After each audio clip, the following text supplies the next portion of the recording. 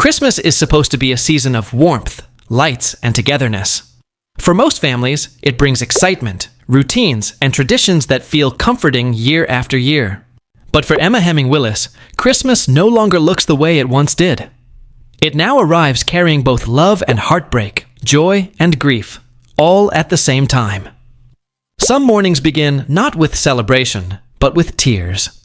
Emma openly admits that there are days when she wakes up already overwhelmed. Not because she wants attention or sympathy, but because she believes in honesty. Life with illness isn't just about bravery and smiling through pain. It's about acknowledging how heavy things can truly feel. She says people often tell her, "You're so strong.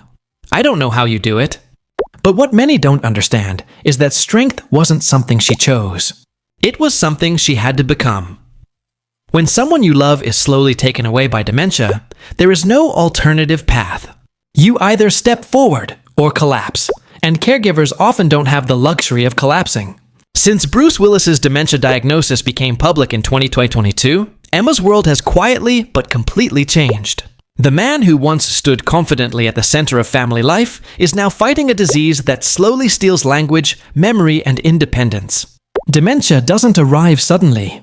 It creeps in bit by bit, taking small pieces each day until the loss becomes impossible to ignore. As the disease progresses, communication becomes painfully difficult. Words don't come out right. Thoughts don't connect the way they once did. Sometimes sentences lose meaning altogether. For loved ones, this can be devastating because the person is still physically present, yet slowly becoming unreachable. Doctors explain that dementia shortens life expectancy. From the first signs, many patients are given only a limited number of years. Knowing this changes everything. Time feels louder. Moments feel fragile. Every memory suddenly feels like it could be the last version of itself. Emma often reflects on how fast life moves, how quickly years pass, how suddenly traditions turn into memories.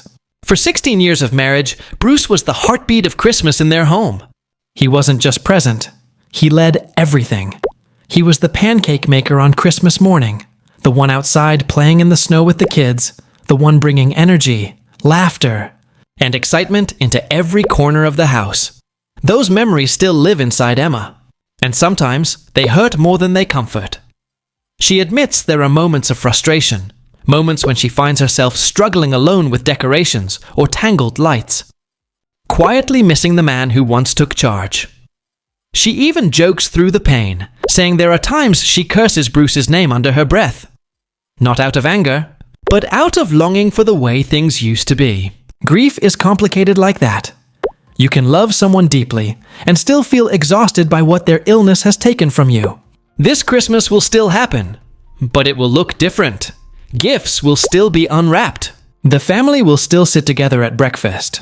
There will still be smiles and shared moments. But instead of Bruce standing at the stove making everyone's favorite pancakes, Emma will take that role. She will fill the space he once occupied, not to replace him, but to keep the tradition alive. There will be laughter, there will be cuddles, and there will almost certainly be tears. Emma believes something important, that grief does not cancel joy. You don't have to choose between being sad and being grateful. Both can exist in the same room, on the same morning, at the same table. You can miss what was, while still loving what remains. Months earlier, Emma shared another painful truth. She and Bruce no longer live together full-time. This wasn't a decision made lightly. It was one made out of protection, care, and deep love. Bruce now lives in a second home nearby, designed specifically for his safety and comfort. It's a one-story house, easier for him and his caregivers to move through. A professional care team is with him 24 hours a day, ensuring he receives the attention and support he needs. Emma visits every morning and every night. This separation hasn't created distance. It has created stability. It allows Bruce to live safely while keeping the family close. Still, it was one of the hardest decisions Emma has ever made. Caregivers live under constant pressure. Everyone has an opinion. Everyone thinks they know what's best. Judgment and criticism come easily from those who don't live this reality every day. But caregivers don't get the comfort of perfect choices. They make the best decisions they can with the information and strength they have. Despite everything, that second home is filled with life. The girls have their belongings there. Laughter still echoes through the rooms. Love still sits in the air. It is not a place of sadness. It is a place of care, warmth, and devotion.